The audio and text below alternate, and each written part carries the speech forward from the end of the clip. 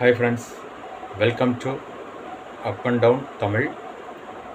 இன்றைக்கி நம்ம சேனலில் சில அருமையான புதிர்கள் வீடியோ தான் பார்க்க போகிறோம்.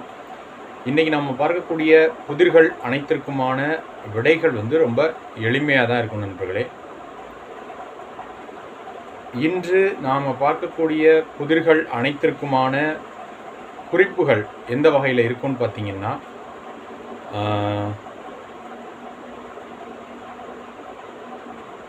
புதிர்கள் அனைத்திற்குமான மொத்த குறிப்புகள் உங்களுக்கு கொடுக்கப்படும்.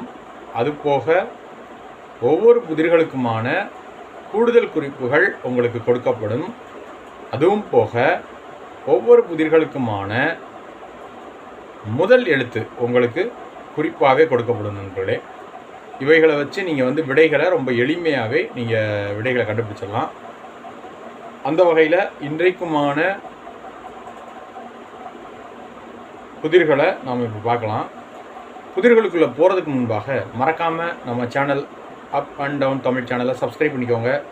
சப்ஸ்கிரைப் பட்டனை கிளிக் பண்ணுங்கள். பக்கத்தில் பெல் சிம்பிள் ஒன்று வரும், அந்த பெல் சிம்பிளையும் கிளிக் பண்ணிட்டு ஆல் அப்படிங்கிற ஆப்ஷனையும் கிளிக் பண்ணிக்கோங்க. நாம் மேக் பண்ணக்கூடிய வீடியோஸ் உங்களுக்கு நோட்டிஃபிகேஷன்ஸாகவே வரும் ஃப்ரெண்ட்ஸ். மறக்காமல் நம்ம சேனலுக்கு ஒரு லைக் பண்ணுங்கள், ஷேர் பண்ணுங்கள், கமெண்ட் பண்ணுங்கள். அது எனக்கு ரொம்பவே மோட்டிவேஷனலாகவும் யூஸ்ஃபுல்லாகவும் இருக்கும் நெக்ஸ்ட் வீடியோஸ் மேக் பண்ணுறதுக்கு. வாங்க இன்றைக்கான முதல் புதிர், அதற்கான குறிப்புகளை பார்க்கலாம். இந்த புதிருக்கான மொத்த எழுத்துக்கள் 3 எழுத்துக்கள். இந்த புதிருக்கான முதல் எழுத்து பார்த்தீங்கன்னா வா அப்படிங்கிற எழுத்து தான் முதல் எழுத்து. அதாவது தமிழ் எழுத்துக்களில் வா வரிசையில் வரக்கூடிய அந்த வா அப்படிங்கிற முதல் எழுத்து இருக்கு இல்லையா, அந்த வா அப்படிங்கிற எழுத்து தான் முதல் எழுத்து. மொத்தம் 3 எழுத்துக்கள்னு சொல்லியாச்சு. இந்த புதிர் சார்ந்த கூடுதல் ஒரு குறிப்பு, செல்வந்தர் அப்படின்னு சொல்கிறோம் இல்லையா, அதாவது வசதியானவங்க, அவங்க பணக்காரர் அப்படின்னு சொல்லுவோம். அதற்கு ஒரு எதிர்ப்பதம் அல்லது எதிர்ச்சொல் அப்படின்னு கூட சொல்லலாம் நண்பர்களே. அதாவது செழுமை அப்படிங்கிறதுக்கு எதிர்ச்சொல் அல்லது எதிர் பதம் அப்படின்னு கூட சொல்லலாம் நண்பர்களே. அடுத்த புதிரும் அது சார்ந்த குறிப்புகளும் நண்பர்களே. இந்த புதிருக்கான மொத்த எழுத்துக்கள் பார்த்திங்கன்னா 3 எழுத்துக்கள். இந்த புதிருக்கான முதல் எழுத்து பார்த்திங்கன்னா நாம் இதற்கு முன்பாக பார்த்த அதே எழுத்து தான், வா அப்படிங்கிற எழுத்து தான் முதல் எழுத்து. மொத்தம் 3 எழுத்துக்கள். இந்த புதிர் சார்ந்த கூடுதல் குறிப்புகள், காடு அப்படின்னு சொல்கிறோம் இல்லையா, காடு. அந்த காடு அப்படிங்கிறதுக்கு இணையான ஒரு சொல் அப்படின்னு கூட சொல்லலாம். 3 எழுத்துக்களை கொண்ட ஒரு சொல். முதல் எழுத்து வா. அடுத்த புதிரும் அது சார்ந்த குறிப்புகளும் நண்பர்களே. இந்த புதிருக்கான மொத்த எழுத்துக்கள் 3 எழுத்துக்கள். இந்த புதிருக்கான முதல் எழுத்து பார்த்திங்கன்னா வா அப்படிங்கிற எழுத்து தான் முதல் எழுத்து. மொத்தம் 3 எழுத்துக்கள். இந்த புதிர் சார்ந்த கூடுதல் குறிப்புகள், அதாவது வாகனம் அப்படின்னு சொல்கிறோம் இல்லையா, அந்த வாகனங்கள், வாகனம் அப்படின்னு சொல்கிறோம் இல்லையா, அதற்கு இணையான ஒரு சொல் அப்படின்னு கூட சொல்லலாம். ஒரு இடத்துலேருந்து இன்னொரு இடத்துக்கு போக பயன்படக்கூடிய ஒன்று அப்படின்னு கூட சொல்லலாம் நண்பர்களே. 3 எழுத்துக்களை கொண்ட ஒரு சொல். முதல் எழுத்து வா அப்படிங்கிற எழுத்து. அடுத்த புதிரும் அது சார்ந்த குறிப்புகளும் நண்பர்களே. இந்த புதிருக்கான மொத்த எழுத்துக்கள் 3 எழுத்துக்கள். இந்த புதிருக்கான முதல் எழுத்து பார்த்திங்கன்னா வா அப்படிங்கிற எழுத்து தான் முதல் எழுத்து. மொத்தம் 3 எழுத்துக்கள்னு சொல்லியாச்சு. இந்த புதிர் சார்ந்த கூடுதல் குறிப்புகள்,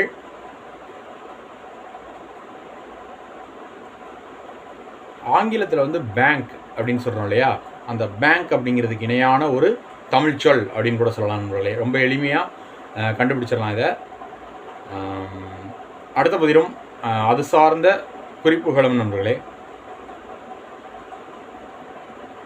இந்த புதிருக்கான மொத்த எழுத்துக்கள் 3 எழுத்துக்கள். இந்த புதிருக்கான முதல் எழுத்து பார்த்திங்கன்னா வா அப்படிங்கிற எழுத்து தான் முதல் எழுத்து. மொத்தம் 3 எழுத்துக்கள்.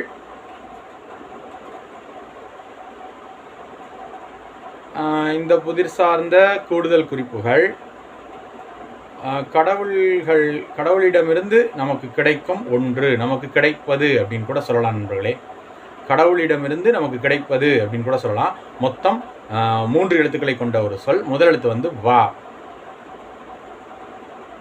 அடுத்த புதிரும் அது சார்ந்த குறிப்புகளும். இந்த புதிருக்கான மொத்த எழுத்துக்கள் 3 எழுத்துக்கள். இந்த புதிருக்கான முதல் எழுத்து பார்த்தீங்கன்னா வா அப்படிங்கிற எழுத்து தான் முதல் எழுத்து. மொத்தம் 3 எழுத்துக்கள். இந்த புதிர் சார்ந்த கூடுதல் குறிப்புகள், அதாவது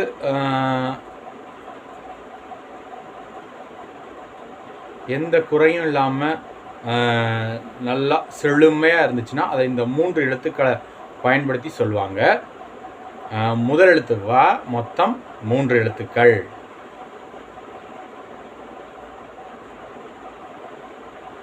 அடுத்த புதிரும் அது சார்ந்த குறிப்புகளும்.